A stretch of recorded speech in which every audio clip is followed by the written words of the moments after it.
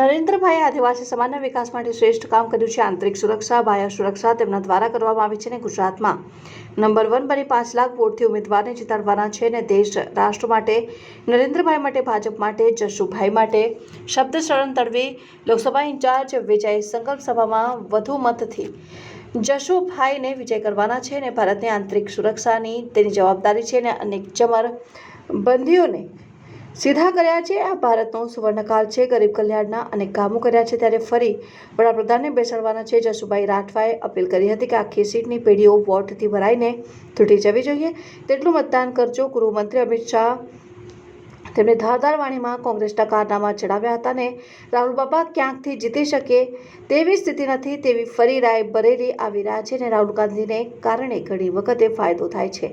કોંગ્રેસ એક જ લોકોની વોટ બેંક છે, તે અમારે કરવું નથી ને હજારો લોકો વચ્ચે અમિત શાહે લોકોને 100% મતદાન કરવાની અપીલ કરી હતી.